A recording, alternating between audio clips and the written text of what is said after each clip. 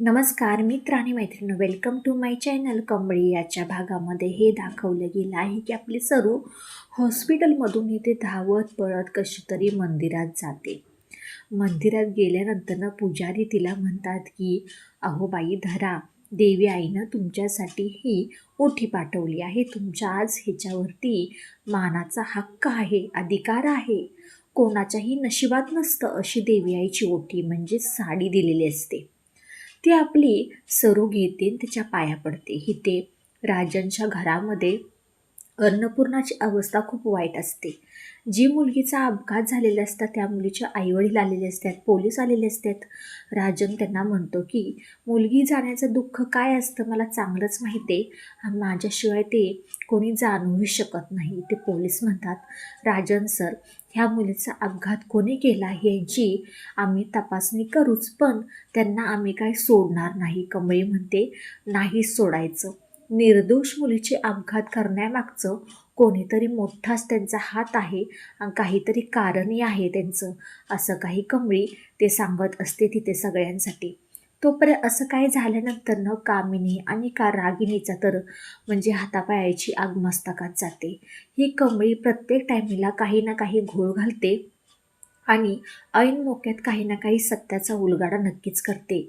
राजन म्हणतो कमळी कमळी, तुझ्यामुळे आज मला कुठे कळालं की माझी मुलगी जिवंत आहे, गौरीही जिवंत आहे, कारण की मी तिला समोरासमोर पाहिलं आहे, जाणवलं आहे. तोपर्यंत कमळी त्यांच्याकडे पाहतच राहते. हे सगळं बोलणं अनेक ऐकत असते. तोपर्यंत ऋषी, राजन आणि कमळी आपल्या अन्नपूर्णापाशी आलेले असतात.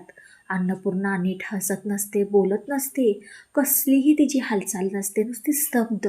एखाद्या कमळी म्हणते आजी, तुमची जर अवस्था अशी जर झाली, तुमची मोठी नात आल्यानंतर तुम्ही तिला कसं भेटणार हो? आणि तुमची मोठी नात जिवंत आहे, ह्याच्या मागचं कोणाचं जे सत्य आहे ना, तुम्हाला ज्या अवस्थेमध्ये आत्ता बघायचं आहे त्याला, तुम्ही त्या अवस्थेतून बाहेर या, कारण की त्याचा हाच तर प्लॅन आहे, तुम्हाला एका जागेवर बसवायचं. आणि तो माणूस काही लवकरात लवकर जास्त दिवस काही लपू शकणार नाही, तो सगळ्यांच्या समोर येणार.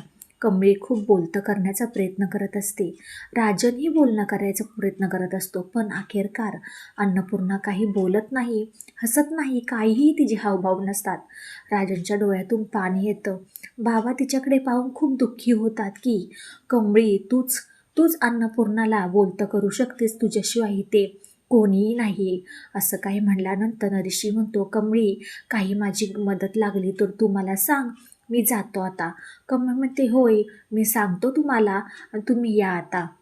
असं काही म्हणल्यानंतर अन्नपूर्णाची काळजी घेण्यासाठी ते कमळी रूममध्येच असते. कामिनी, रागिनी, अनिका म्हणतात की ही कमळी जर इथे राहिली त्या अन्नपूर्णाला तर नीट केल्याशिवाय राहणार नाही, आणि ती हिला कशी हाकलायची हिथून तर आपण बघायलाच पाहिजे. त्यासाठी त्या तिघींचा प्लॅन असतो. इकडे कमळी अन्नपूर्णाला काहीतरी सूप वगैरे देत असते, पाणी पाजत होती.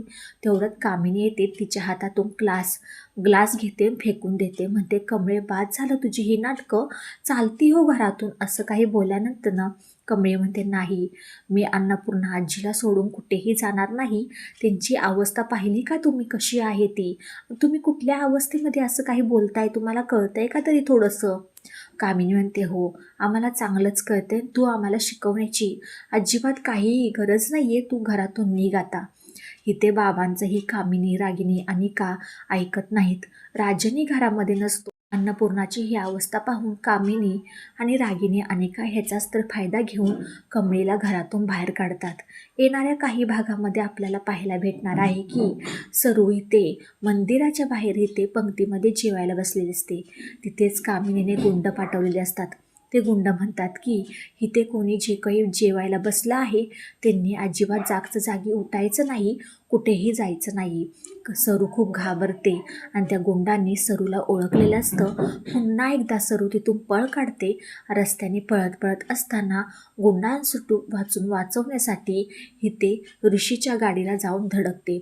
ऋषी पटकन म्हणतो की सरू मावशी तुम्ही इथे, असं काही पाहता क्षणी ऋषी पटकन तिला गाडीमध्ये घेतो आणि राजन सरांच्या घरी घेऊन येतो. हाच तरी मोठा सत्याचा उलगडा आहे. नवीन ट्विस्ट आलेला आहे ह्याच्यामध्ये. अखेरकार गौरीला हिते ऋषी वाचवतो आणि घरी घेऊन येताच क्षणी कामिनी आणि रागिणीचा सगळा काही सत्याचा उलगडा गौरी आपल्या तोंडाने करते. कमळी आणि गौरीची ही भेट होते. येणाऱ्या काही भागामध्ये खूप छान मोठा धमाका दाखवला गेला आहे. व्हिडिओ शेवटपर्यंत पाहिल्याबद्दल खूप सारे मनापासून धन्यवाद. आवडल्यास लाईक शेअर सबस्क्राईब करायला अजिबात विसरू नका. चला भेटूया आपण पुढच्या व्हिडिओमध्ये. बाय सगळ्यांना.